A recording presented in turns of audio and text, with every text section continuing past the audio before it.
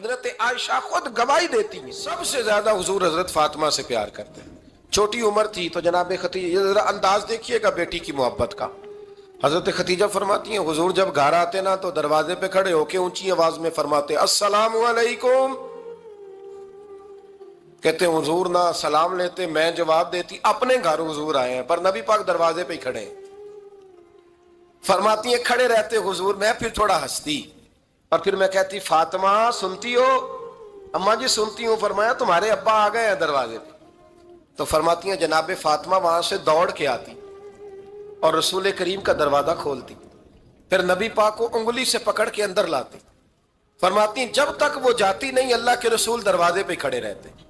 وہ انگلی پکڑ کے لاتی، پھر رسول کریم انہیں گود میں بٹھا لیتے. فرماتے ہیں وہ چھوٹی چھوٹی باتیں پوچھتی اور حضور ان کے بڑے بڑے جواب دیتے. وہ چھوٹی چھوٹی باتیں، بچپن کی ایک بات لکھی ہے ہمارے محدثین نے.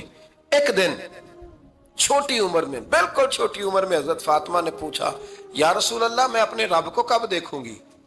اللہ اکبر، عمر چھوٹی اور بات بڑی کر دی.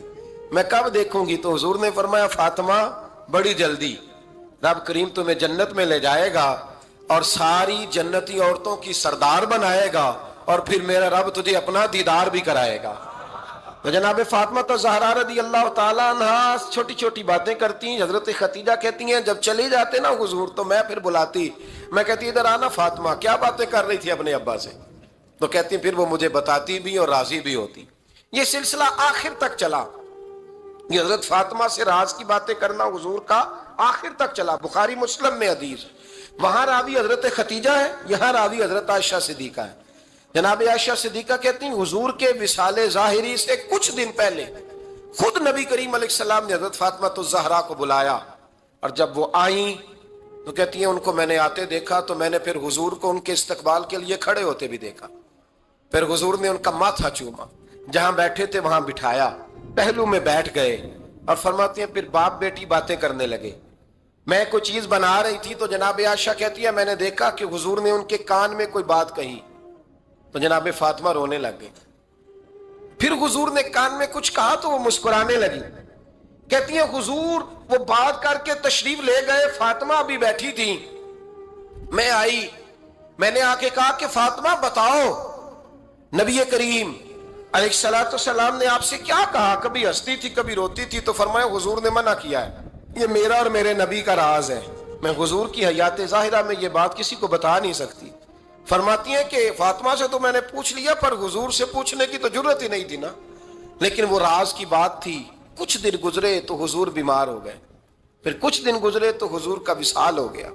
فرماتے ہیں کچھ عرصے کے بعد میں سیدہ فاطمہ الزہرا سے ملی تو میں نے کہا فاطمہ وہ بھید کھول تو دے، آج تو کھول دے وہ راز کیا تھا. آپ کو بلایا گیا، پھر آپ آئیں، پھر حضور نے بات کی، پھر نبی کریم علیہ السلام کے بات کرنے پر کبھی آپ روئیں کبھی آپ ہنسی، تو یہ کیا تھا؟ تو کہتی ہیں جناب فاطمہ پھر رونے لگی، کہنے لگی ہاں اماں جی اب میں پردہ کھول دیتی ہوں، اب میں راز بتا دیتی ہوں. حضور کا وصال ظاہری ہو گیا. فرمانے لگی مجھے حضور نے بلایا اور میرے کان میں فرمانے لگے فاطمہ وقت تھوڑا رہ گیا ہے، اب تیرے والد نے جانے کا پروگرام بنا لیا ہے، اب نہ ٹائم آ گیا ہے بچھڑنے کا. فرماتی ہیں جب میں نے یہ بات سنی تو میں رو پڑی، حضور آپ بچھڑ جائیں گے؟ کہتی ہے میں روئی. ذرا حدیث کے جملوں پہ غور کرنا. ماتی تھوڑی دیر گزری تو حضور نے میرے کان میں کہا فاطمہ پتر رو نا، بیٹے رو نا، میرے جانے کے بعد جو سب سے پہلے میرے پیچھے آ کے مجھے ملے گی نا بیٹی وہ تو ہی ہوگی.